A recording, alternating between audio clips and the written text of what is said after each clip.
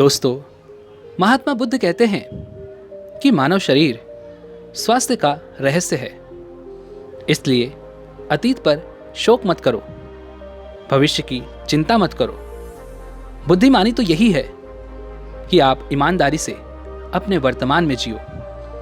लेकिन हम में से अधिकांशतः लोग वर्तमान में जीना नहीं जानते, क्योंकि वो जीना ही नहीं चाहते। उन्हें तो अपने बीते हुए कल की चिंता करनी है, आने वाले भविष्य की चिंता करनी है। और यदि आप वर्तमान में जी सकते हैं तो कोशिश करके देख लो। आपका मन और आपका शरीर पूरी तरह से स्वस्थ हो जाएगा। एक बार जब आप वर्तमान में जीने लगते हैं तो ना ही आपको अतीत के बीतने का कोई दुख होता है और ना ही आने वाले भविष्य की कोई चिंता रह जाती है, बल्कि वर्तमान में चलने वाली आपकी सांसें भी आपको वह सुख देंगी जो आज से पहले आपने कभी भी महसूस तक नहीं की होंगी। दोस्तों, आज की ये कहानी हमें कुछ ऐसा ज्ञान देने वाली है जिसे पूरा सुन लेने के बाद आप अपने भूतकाल और अपने भविष्य काल को कहीं पीछे छोड़कर वर्तमान में जीना सीख जाएंगे।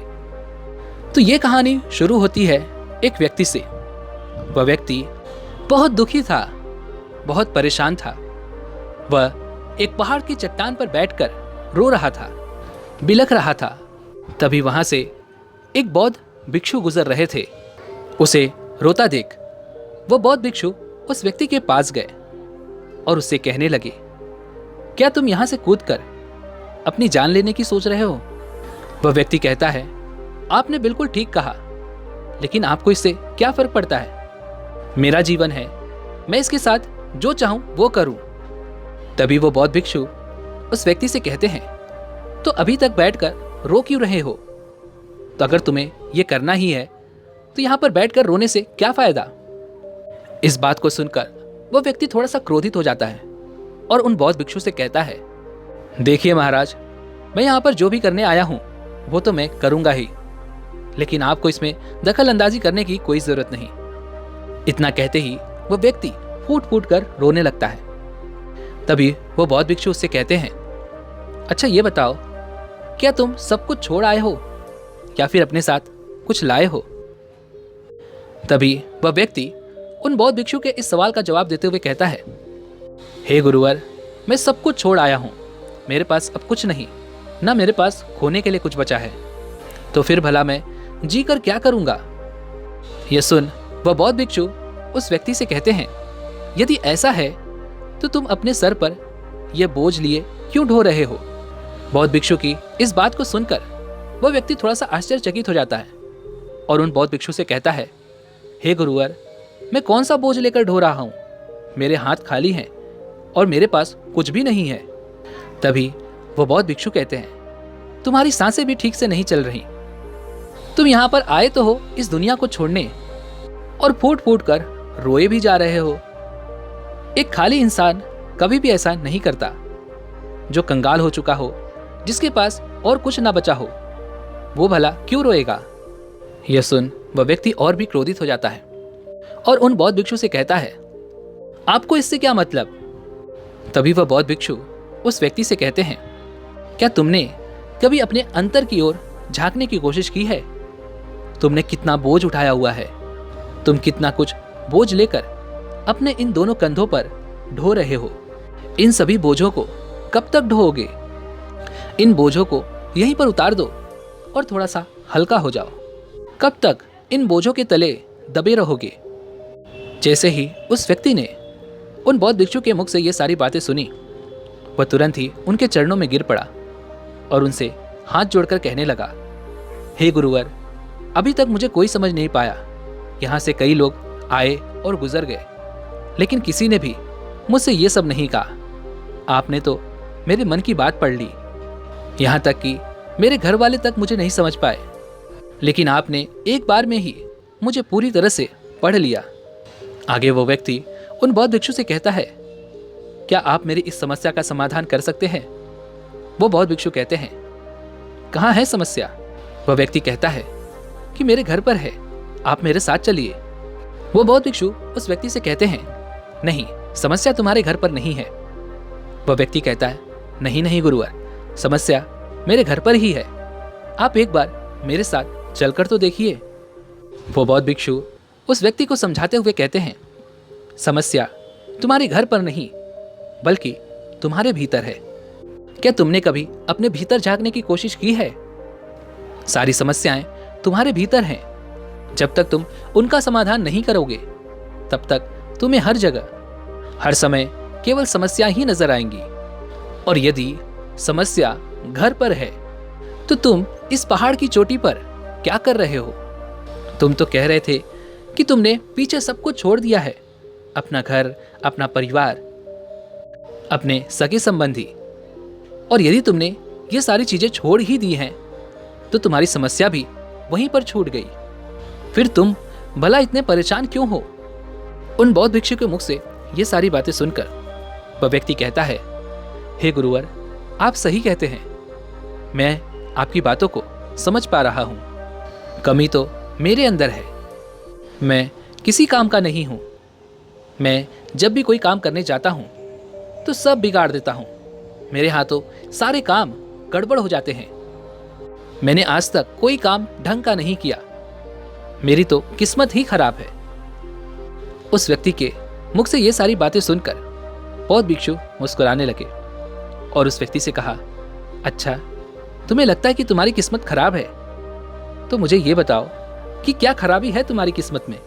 तभी वह व्यक्ति उन बौद्ध भिक्षु से कहता है, हे गुरुवर, मुझे व्यापार करना था और व्यापार करने के लिए धन चाहिए था।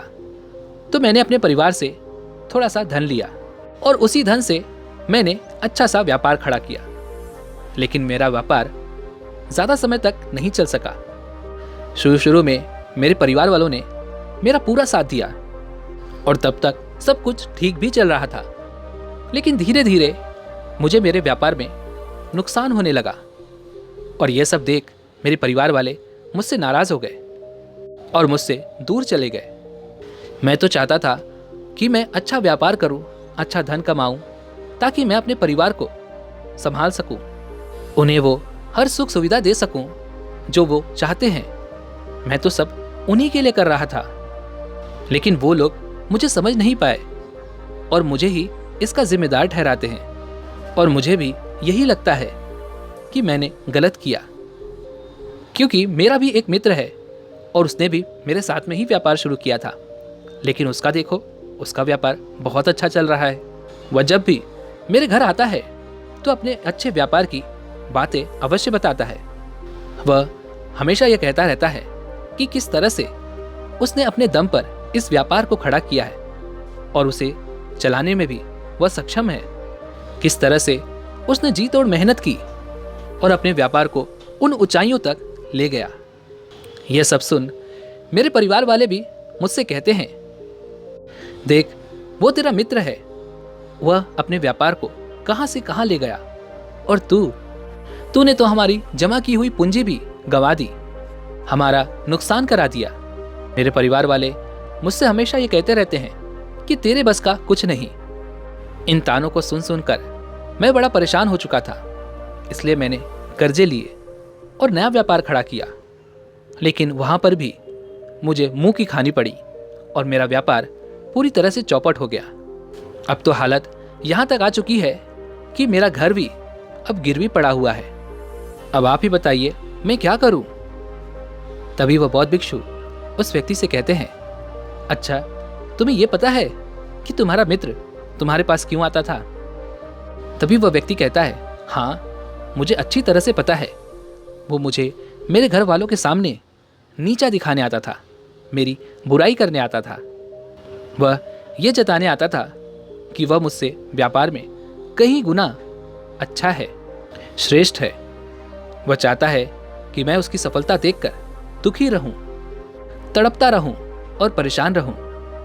तभी वह बौद्ध भिक्षु उस व्यक्ति से कहते हैं, क्या तुम उसके व्यापार को देखकर सच में दुखी रहते थे? वह व्यक्ति कहता है, हाँ, इतना अच्छा उसने व्यापार खड़ा किया है और मेरा व्यापार चौपट हो गया, तो ये देखकर मुझे तो दुख होगा ही, मुझे तो जलन होगी ही। तभी वह बौद्ध भिक्षु उस व्यक्ति से कहते हैं, तुम्हें दुख किस बात का था, अपनी असफलता का या फिर अपनी दोस्त की सफलता का? तभी वह व्यक्ति उन बौद्ध भिक्षु से कहता है, अपने असफल होने पर मुझे इतना पछतावा नहीं था, लेकिन वह इतना सफल हो चुका था कि उसे देखकर मेरे मन में ईर्ष्या होती थी, जलन की भावना उत्पन्न होती थी और मैं यह देख देख कर दुखी रहता था, पछताता रहता था, तड़पता रहता था। तभी वह बौद्ध भिक्षु उस व्यक्ति से कहते हैं, इसका अर्थ तो ये हुआ, यदि तुम्हारा मित्र भी असफल हो जाए तो तुम्हें खुशी होगी। तो वह व्यक्ति कहता है, हाँ हाँ, मुझे बड़ी खुशी होगी अगर वह असफल हो जाए, उसका व्यापार चौपट हो जाए।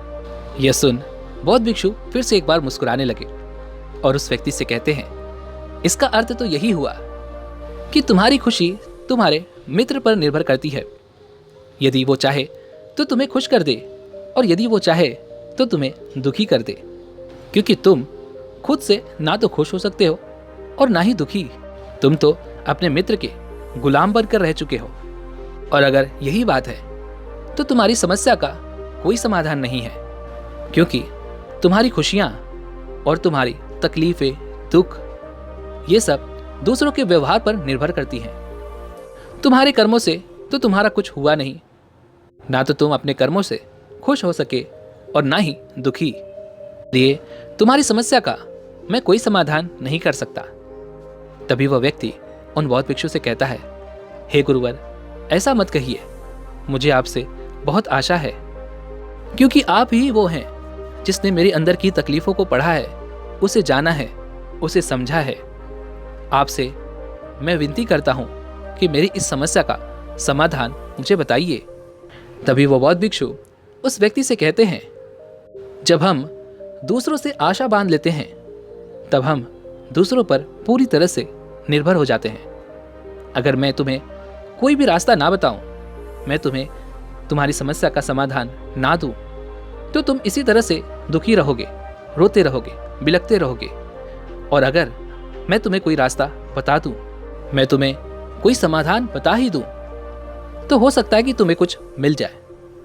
लेकिन एक बात याद रखना कि जो तुम्हारा मित्र तुम्हारे घर पर आता है, यह तुम्हें बताने के लिए कि किस तरह से उसने व्यापार में वृद्धि की, किस तरह से उसने कड़ी मेहनत की, जो तुम्हें दुखी करने आता है, लेकिन वो बात तो सच्ची ही कह रहा है कि किस तरह से उसने अपने जीवन में वह संघर्ष किया और उस मुकाम तक पहुंचा है। तो उसने अपने अनुभव की ही बात तुम्हें बताई। अब चाहो तो तुम उस अनुभव का इस्तेमाल कर सकते हो, या फिर उस अनुभव को तुम व्यर्थ ही जाने दे सकते हो और अपने मन में ईर्ष्या जैसे भाव उत्पन्न कर सकते हो। समझदारी तो इसी में है कि जब वो तुम्हें अपने अनुभव के बारे में बता रहा है कि किस तरह से उसने संघर्ष किया है अपने जीवन में अपने व्यापार को उस ऊंचाइयों तक पहुंचाने के लिए, तो तुम अपनी बुद्धि का इस्तेमाल करो और उसके अनुभव के ज्ञान का इस्तेमाल करो। तुम्हें तो खुश होना चाहिए कि तुम्हें जो अनुभव चाहिए था वो तुम्हें बिना मांगे तुम्हारे मित्र से मिल रहा है, और इस पर तो तुम्हें अपने मित्र का आभार व्यक्त करना चाहिए, क्योंकि घर बैठे बैठे तुम्हें वह अनुभव प्राप्त हो रहा है जो तुम अपने जीवन से प्राप्त नहीं कर सके।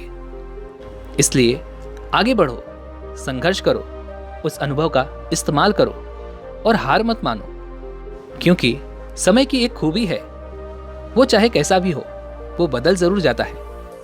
इसलिए समय चाहे जैसा भी हो, अच्छा या बुरा, दोनों का गुजरना तय है। लेकिन सबसे जरूरी यहां पर समझने वाली बात यह है कि इन दोनों वक्त को देखने के लिए तुम्हारा जीवित रहना आवश्यक है, और जब तुम्हारा अच्छा वक्त शुरू होगा तुम अपने संघर्ष से अपने व्यापार को खड़ा करोगे और अपने व्यापार को उन ऊंचाइयों तक ले जाओगे।